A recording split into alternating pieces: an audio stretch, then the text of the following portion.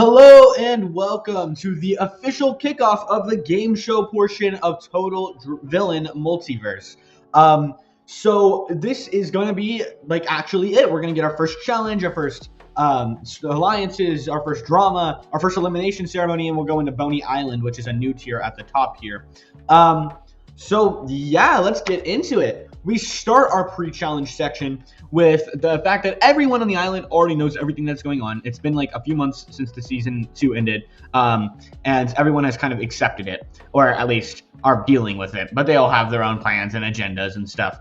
So they've spent most of the time, though, in their cells, outside of a few exceptions, like these three, Daisy and Sasha. But now they're allowed to roam around the island and they're kind of able to just explore and get to know each other a little better because, yeah, they know each other, but some haven't interacted as much outside of just planning and stuff. Also, I do want to say nobody has access to the Rift Gun. Lauren has many procedures to guard that. But the other thing is that there is a kind of 0-point cage, like energy cage around the entire island, so they can't leave, made by Sky. So, yeah, a lot of precautions have happened. There's not really too many ways that these guys could, foil their plans and escape.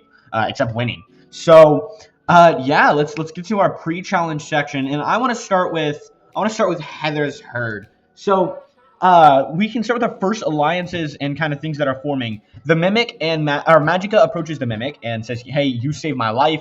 I'd be pretty okay with locking in a alliance with you. That way we can get to merge with each other and we can take out Afton, because that's the Mimic's main goal here is to get rid of Afton, its creator." So these two make a pretty solid alliance here, but an area that is definitely not an alliance. By the way, if you hear an echo, I'm not at my normal setup right now. I'm at my buddy's grandma's right now recording, so that's why you're hearing an echo if you can hear it. But Malik and Death, they're full hate mode on each other now that they aren't working together.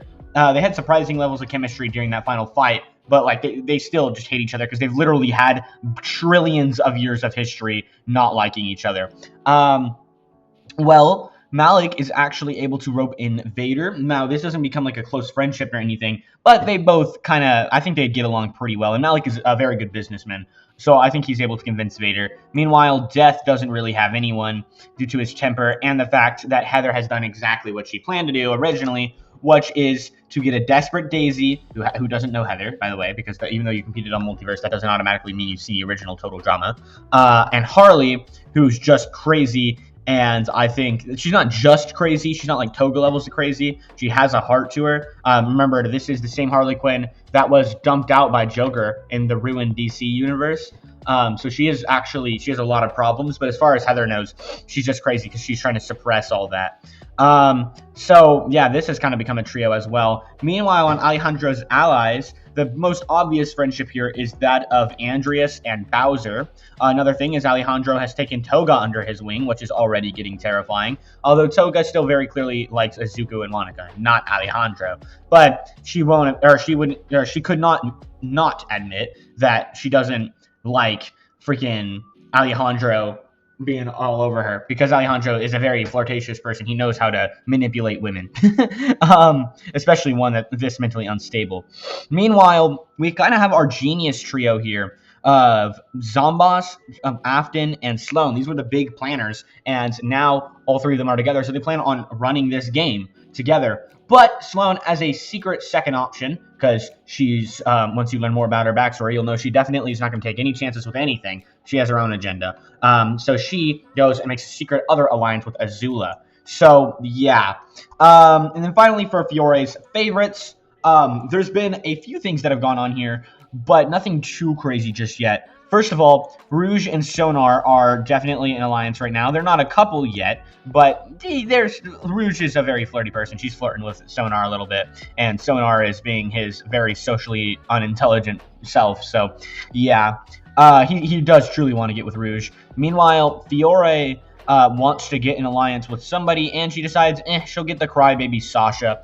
Sasha is just overcome by guilt right now, and just not in a good headspace at all. But, yeah, and she also wants to get on her alliance. She wants to either get Venom, Sin, or Wanda, because she knows that these three are all extremely powerful and would be big targets to get out before they get out Fiore.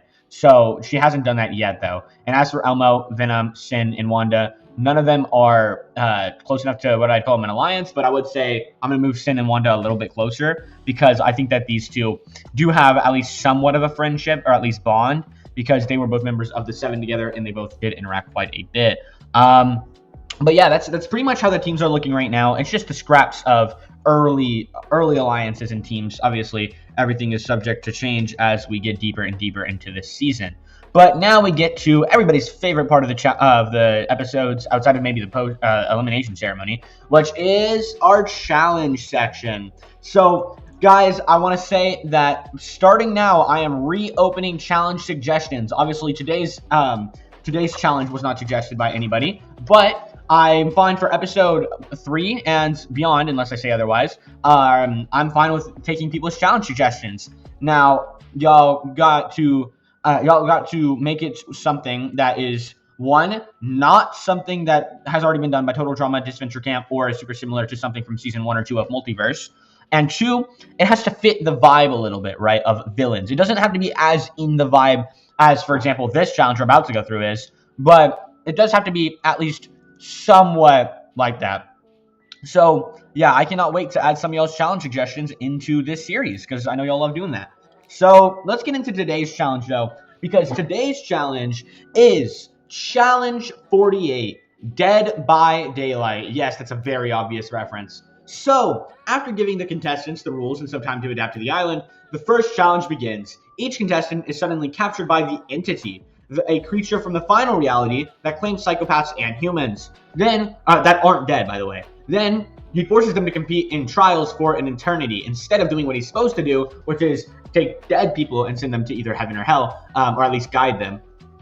He does this for his own games. He's kind of a rogue dude. Malik and Death don't like him. Most of the final reality, like kind of Grim Reapers, don't like each other, but both of them hate the Entity because he just, especially Death, because he just completely ignores his duties and doesn't do anything they want him to do, anything the ultimate person wants him to do. Which, again, we'll get more into that whole deal in like season 5, near the finale of the show. So, anyways, turns out Lauren had struck a deal with this demon to add all 24 contestants into the trials. Each team will complete 3 trials where they must kill all the survivors before they escape. Now, if this sounds out of character for Lauren to do, these kills don't actually kill the people. They have already been killed like hundreds and hundreds of times. They're kind of just being tortured at this point. But whenever they die, the Entity just brings them back. Now, this is still not something Lauren would want to entertain, but let's just say there's a bit of a operation going on here. You'll see. So each kill is worth 1 point. I think I said, yeah, they must kill all the survivors before they escape. Each kill is worth 1 point. Due to there being 8 killers, there will be 24 survivors per round. Also, since the Entity wants it to be entertained, he convinced Lauren to restrict certain OP powers. Once every team... So, okay, let me say what those are, by the way. So, everyone is still allowed to use all the powers they have. Nothing is completely banned like stuff was for Sky. But people can't go all out for, like, for example, Sin can't go all out, Wanda can't go all out, and then Death and Malik can't really go all out. It's a kind of Vader as well, but it's mainly like Sin can just spawn a black hole and then everyone dies. So it doesn't really matter what the other teams do. So yeah, basically all that super OP crap. Also, this will be taking place on like a Dead by Daylight map. I don't really care which one, but it'll be bigger than like a normal Dead by Daylight map. I play Dead by Daylight semi-consistently, so I just get on when I feel like it. I mainly started playing just because Springtrap's in it, though. So, anyways, after being explained, though, to a few of the people that were like, okay, I'm not killing these people. They mainly this is Heather, Alejandro, Sasha. These two not. They're still fine with it. Mainly because Daisy's still a little crazy, and Fiore, well, she'd love to take some anger out, and she's like, it don't affect me. Well, after explaining what's going to happen at the end of this, after the challenge, they're like, okay, we'll do it. So, yeah, the challenge begins, and we'll go trial by trial. Let's start with one that's going to be doing pretty good, at least in their first trial. So, in the beginning trial for Alejandro's allies, the one thing is made very clear.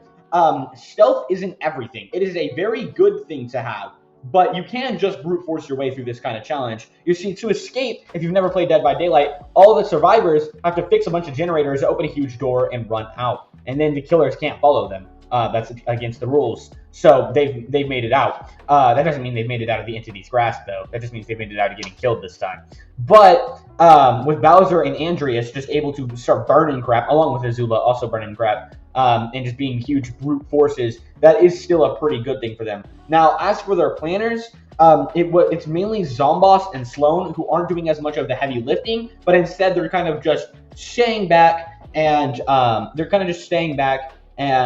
making sure everything goes well. Afton, on the other hand, well, he's about the same as he is when he actually gets brought to Dead by Daylight, where he's just having a jolly good old time murdering these innocent people. And then as for Alejandro and Toga, Alejandro is finding his hands a little dirty, but he's definitely holding back a little. At first, he was just going to kind of attack the person and let Toga do the most of the work. But after seeing what happens whenever he gives Toga fresh meat, not only does that make Toga even more radically into him, but that person did not suffer a pretty good fate. So I think that seeing this, he's going to plan on maybe not giving Toga all that and not letting her have too much fun. But I think that overall, during the first round, I think that they'd probably be able to they'd probably be able to locate almost everyone and kill them. Because I think especially with some of Sloane's tech, she'd be able to locate everyone and then send out everybody to just go kill them. So I think that they'd actually get 24 points here. So I'm just going to put this here so that I don't forget the numbers, because, it's going to end up, the max score is, 64, 68, it's 72 is the max score. So, yeah. Then we'll talk about round one for Fiore's favorites. Now, I kind of have a little bit of a problem with this kind of challenge, and I already kind of restricted Sin and Scarlet, but still, holy crap, are these two insane. Not only are they willing to kill, especially Sin, because she wants to kill all humans, or she did kill all the humans, in her reality, but she's like, Wanda, if you've seen anything Wanda's done, not even zombie Wanda, but anything Wanda's done, bro, it's cooked. As for Elmo, I think there'd be a really funny Chucky-style scene where he's able to get a kill, but I think that Venom would also do pretty well. Rouge and Sonar, I think Sonar would spend a lot of the time trying to impress Rouge and failing miserably, and Rouge is kind of playing hard to get right now. Meanwhile, Sasha is kind of just sitting in the back, not really helping, and Fiore ends up coming up to her and getting really mad at her for not helping. Now, Fiore herself is about the same strength-wise as Elmo is, without the same bloodlust as Elmo. So she hasn't done much on her own, but she knows that Sasha is a trained warrior. So she's kind of getting really pissed off at Sasha, and she ends up smacking the crap out of her, similar to what she does with Will. So that, by the end of this trial chamber, I think that Sin and Scarlet do most of the heavy lifting, but with Scarlet being zombified and Sin and spending a lot of her time eating the people, which does zombify them, but they get killed anyways and reset anyways. They still remember all their pain and experience, though. And Sin just being a lot more sporadic and not able to use her borderline not even borderline, just straight up world-ending abilities, all of them at least.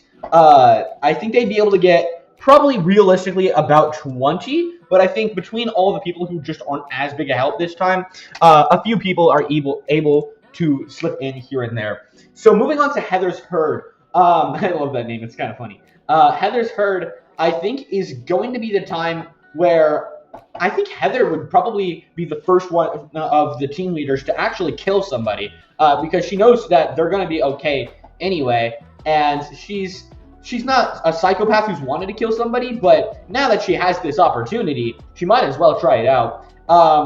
It's actually a little satisfying, but nothing she would ever want to do ever again, except maybe to Gwen. No, but seriously, she wouldn't want to become like a killer. Someone who definitely doesn't want to is Daisy, but the weird thing is, in her brain she doesn't want to, but at the same time she really, really wants to. Because, I mean, like, she's still got remnants of Malik in her brain and remnants of Mex's. The Mex's chip is still in her head, partially. Little bits of it are, because I remember when she was, like, exploded, and then giving the 1-up mushroom. There were still little bits in her head, and she's not doing well.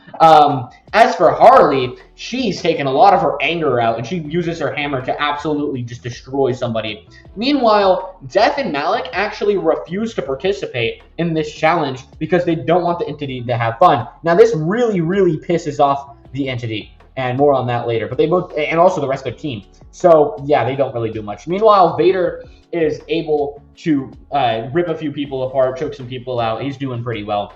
And the Mimic is also able to do very well, mimicking Afton, which he doesn't want to do, but Magica is able to convince him, or it, or whatever. I mean, I'm going to alternate between saying him and it, because most people, that's how it's referred to most of the time. But anyways, Magica herself is also probably able to get like a kill or two. But overall, with Death and Malik and Daisy not helping, I think that these guys are only able to get 16 of the 24 people, meaning 8 escaped. But that's only trial 1, so we're going to go a little faster through these other trials, but which would be kind of a little bit of a compilation of kills and stuff. But there is still at least one big moment that happens during this challenge, before the post-challenge section.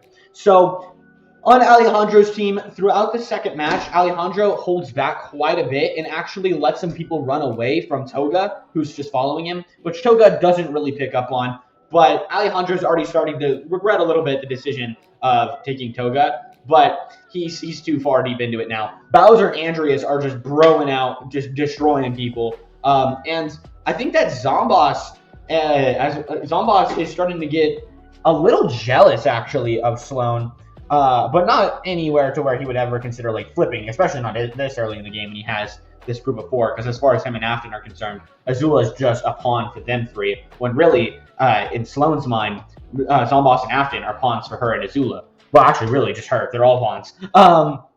And now, as for Afton, again, he's just freaking having a grand old time killing people, and Azula is doing great too, just electrocuting people. So overall, I actually think they're able to lock in and get another set of 24, which means they get 48. Maybe one slips through, so they'll get 47. One person is able to slip through because of Alejandro letting them run away from Toga last minute. So, anyways, oh, and Toga will probably see this and be like, dude, how come you didn't kill that guy? And Alejandro's like, nah, he was stronger than he looked, as he's running out of the gate, right?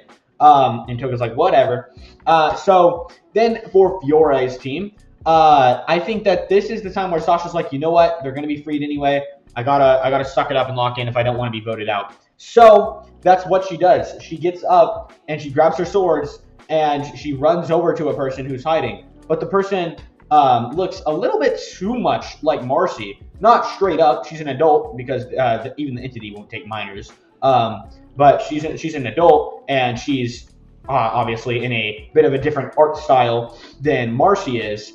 Which, by the way, yes, like these, it's kind of like in Fortnite how there's cel-shaded skins. That's how a lot of these animated characters interact with characters like the Mimic. So it's just some people are cel-shaded. They're all in their own art styles. Like Toga, for example, she looks like an anime character that's been like pulled out into the real life world, into the Total Drama art style. Really, they're not all in the Total Drama art style right now.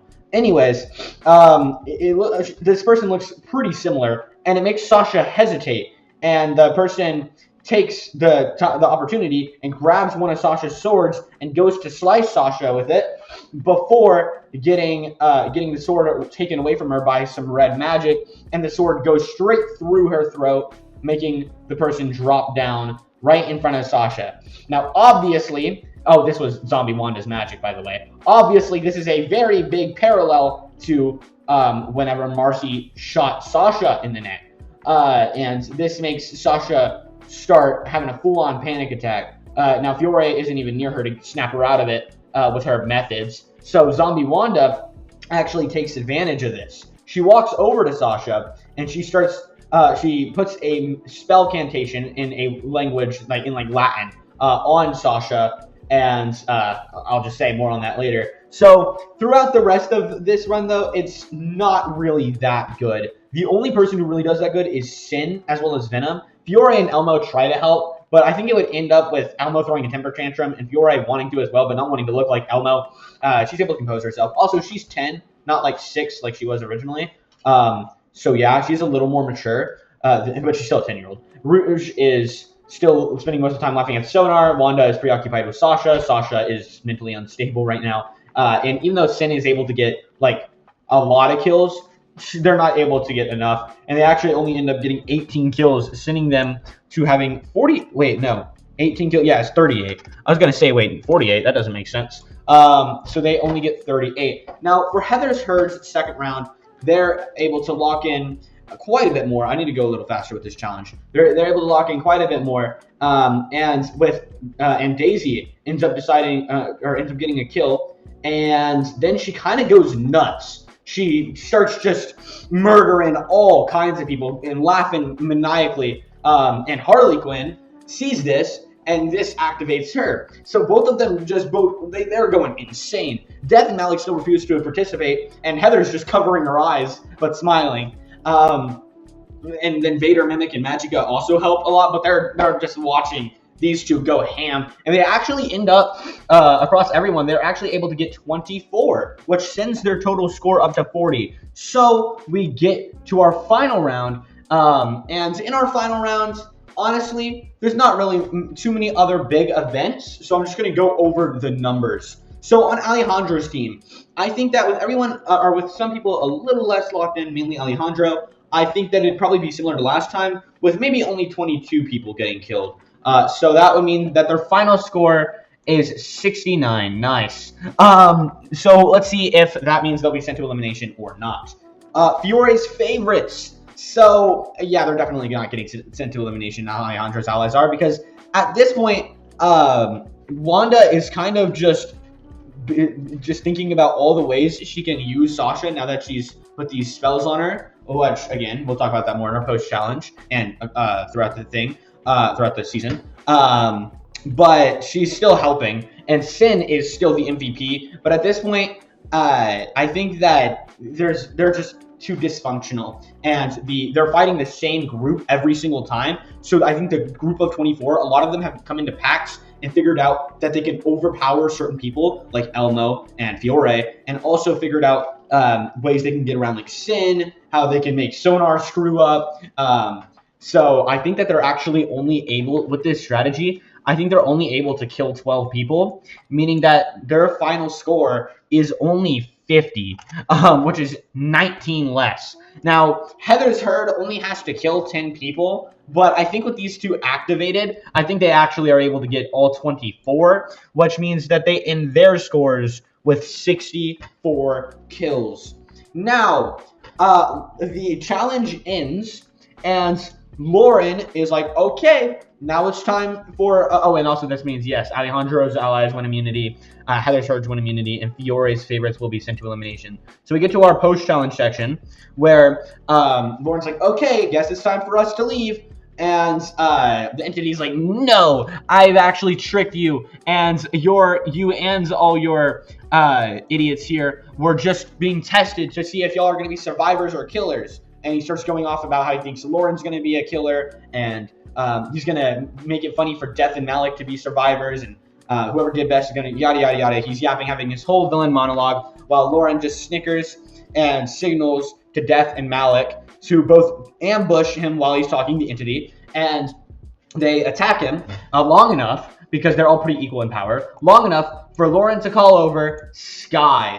Now, whenever Sky comes in, y'all saw how easily Sky was able to destroy Malik in Season 1. So, if Malik and Death are able to hold back the Entity, Sky is, especially this powerful of a Sky, is able, she doesn't have access to the Calamity Stone's power anymore, but she's still insanely powerful, is able to easily subdue the Entity, and she actually decides, okay, I need one of the cross necklaces, and she goes to Lauren after subduing the Entity, who's knocked out because he can't die because he's immortal. So Lauren looks around and is like, you know what? We'll take the cross necklace from Elmo. And Daisy's like, what? I want mine off. And Lauren's like, yeah, but after what I just saw, it was going to be you, but I don't know if I can trust that. So at least Elmo can't really do anything. He's like Chucky, but even more pathetic. So Elmo's just taking off, and Elmo starts doing all this maniacal laughing and stuff, but they just kind of punch him. And then they put the cross necklace on the Entity, and they make it out. So Lauren was actually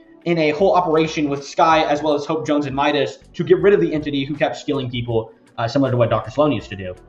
Right, so, well, I guess actually it's even worse than what Sloan used to do. But right, so now we come to, well, everyone comes back to the island. I'm going to move these two back down here. And while Lauren goes to celebrate with Sky, Hope Jones, and Midas, and also to help construct a little bit, everyone else is kind of able to gather their bearings after the first challenge. Now, one major thing that happens is Zombie Wanda goes over to Fiore and is like, hey, I saw you were trying to work with Sasha. And Fiore's like, yeah, but I don't want to work with that wimp anymore. She's useless. And I actually want her out tonight. Well, instead, Wanda's like, actually, I have a better idea. And she brings Fiore to Sasha, who is going crazy. She's stuck up in her cabin, like freaking out. And what she explains to Fiore what she did. Basically, she amplified Sasha's trauma insanely high. It's now basically all Sasha can think about, all her mistakes, all her sorrows, everything bad she's ever done, from freaking forcing Anne and Marcy to steal the music box to, well, actually forcing Anne to freaking shooting Marcy in the neck to taking over Amphibia. Everything has been like amplified 30 times worse. And she also put another incantation on her. I think that's the right word. So that she is able to convince Sasha that Wanda can take it all away. Wanda can, as long as she follows Wanda promises that she'll cure all this trauma, take it all away. It'll all be okay. So now Sasha can only feel calm and not actually freaked out when she's around Wanda. So when she comes in, Sasha runs up to her and hugs her, and she's like crying and stuff. And Fiore is like, she's like, wow, this is effed up. I love it.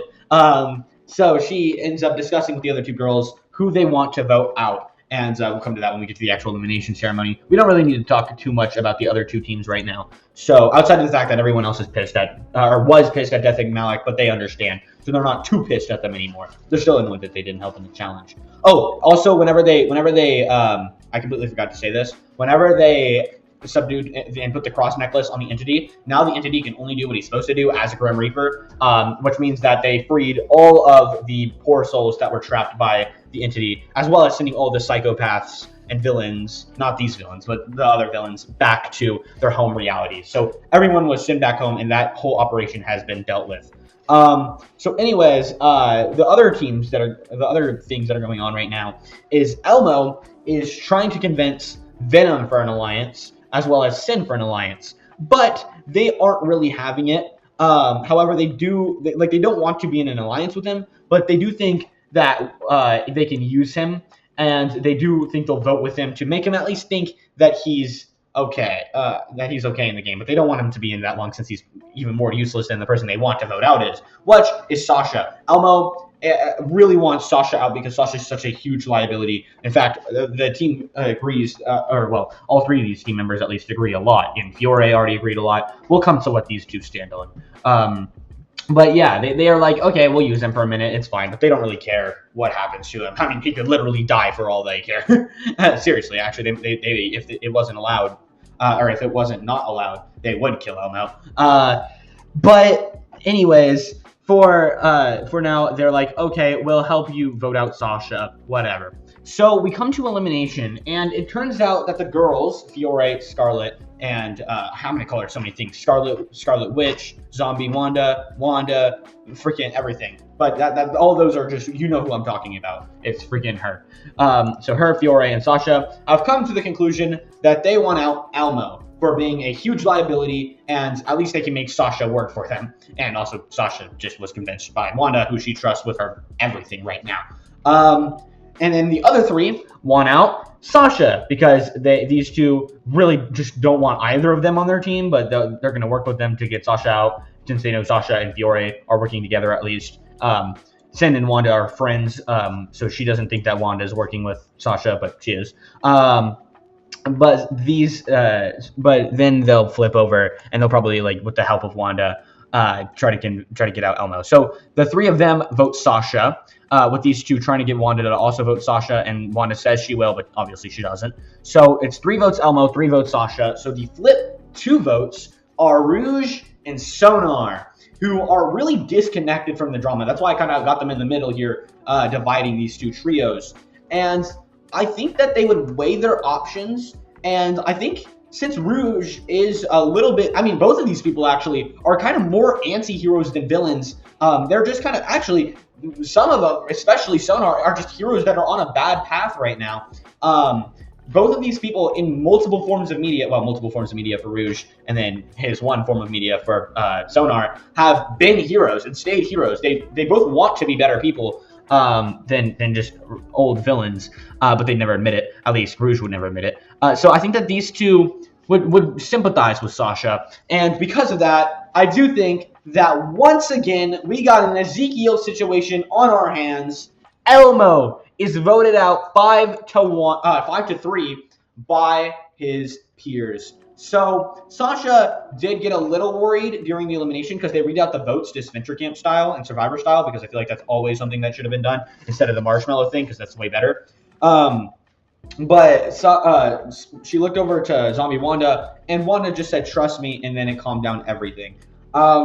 So basically, Elmo crashes out, completely loses it, but he is sent to the prison that you're sent to. If you watched episode 1, you should know that you're sent to after being eliminated. And everybody is automatically going to be a part of the comebacks, since obviously there's nothing better for them to do than to get back on the game show, and they all want to get back into it if they can win freedom. So Elmo is sent to the prison, which is actually a tier that I'll probably make next time, but I don't have it right now, so I'm just going to move him down here. So yeah, Elmo got Ezekiel'd. Now he did return in season 1 and then get voted out again, but yeah, he's been in the first boot twice. So let's get into now Boney Island. So as y'all know, all three team leaders have the ability to send one of their members or themselves to Boney Island to claim a advantage in the next challenge, which by the way is the other thing that I was forgetting earlier. If you do a challenge suggestion, you also have to think of an advantage. If you don't, that's fine. I'll think of it, but I'd rather you think of it because it'd be pretty cool for y'all to think of the advantage. If somebody even finds it, which I won't be revealing. Like every episode will start on Boney Island, so I won't be revealing who actually wins it, if anybody, or if somebody gets that hidden team swap advantage. But I will be reviewing who actually goes there. So I think that Fiore decides. Who do I think Fiore decides to go for? I think Fiore probably sends one of the bats because they're nocturnal. So she knows Sonar's a dumbass. So instead, she sends Rouge. So Rouge is the member from Fiore's favorites to go onto Boney Island. Now they know the team swap advantage is there, which is why they'd probably why some of the team leaders would opt for sending themselves at certain points, because they don't want other people to get the team swap advantage. But right now it's so early in the game, and Fiore and Rouge were just on the same side of the vote, so she trusts her. So yeah.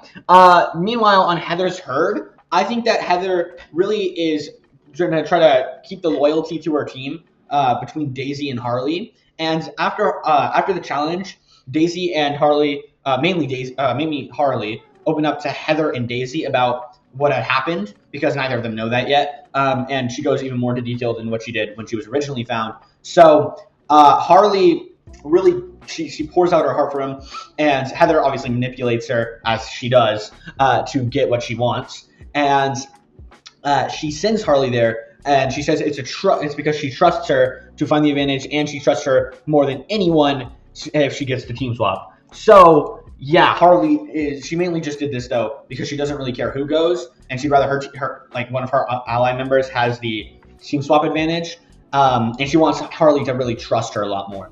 So yeah. And then as for Alejandra's allies, she really doesn't give a crap about Harley's feelings, by the way. As for Alejandra's allies, I think it's pretty easy here. Nobody really volunteers outside of maybe Zomboss, but I think that he just sends Toga to Boney Island just because he don't want to deal with all that, man. He really does not. But yeah, that's pretty much going to do it. In fact, let me go ahead and make the tier while I do the outro. That's pretty much going to do it for the first game show episode. I really hope a lot of y'all weren't rooting for Elmo. I've been making polls on my community tab that you should go vote in. Between my Disventure Camp and Total Drama ones, I've been creating polls about the Total Villain Multiverse characters. It's 3 characters each time, and you get to vote on which one you're rooting for the most. I don't think too many people were voting for Elmo, but yeah, still, if you were, I'm sorry, he gone. But maybe he'll come in the comebacks. So yeah, go vote on that, and then I guess I just cannot wait to catch y'all in the next episode coming out Monday of Total Villain Multiverse. See ya. Okay, but you'll know for real that it's not actually going to be the end of the episode when I say it's the end of the episode, right?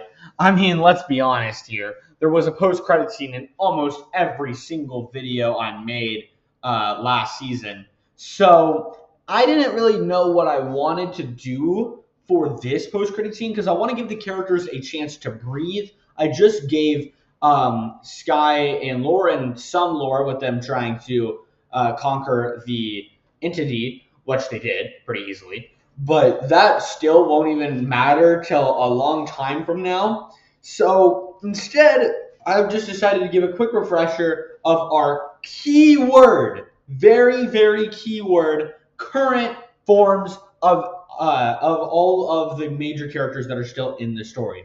So everyone else is just in their own realities chilling right now. So obviously we have the villain teams up there. And in Reality Zero, we have Elmo, but I didn't put him here because I don't want to mess up the actual game show portion up top. But we have our staff, which is Lauren and Six. Again, all of these, I don't know if all of them will change. I know, yeah, almost all 4 of these categories will change drastically throughout the season. And I don't just mean adding people to them.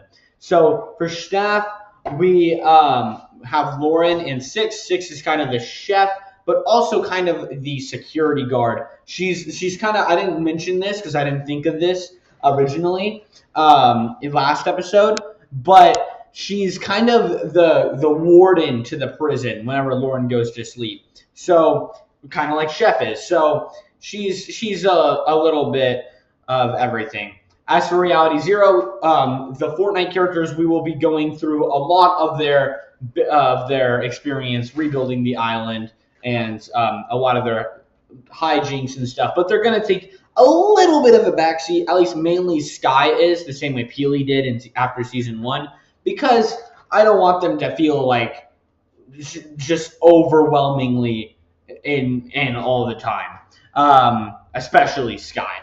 So then we have the bromance. This is going to be a extremely important one with Chris and Chef. They are in the OG Total Drama reality. So yeah, we'll definitely be coming back to them a lot, but maybe not as often. I'm only really talking about our pre-emerge right now because storyline wise, because that's about all I have mapped out so far. But not as much. But there will definitely be a lot of videos where there's multiple post-credit scenes.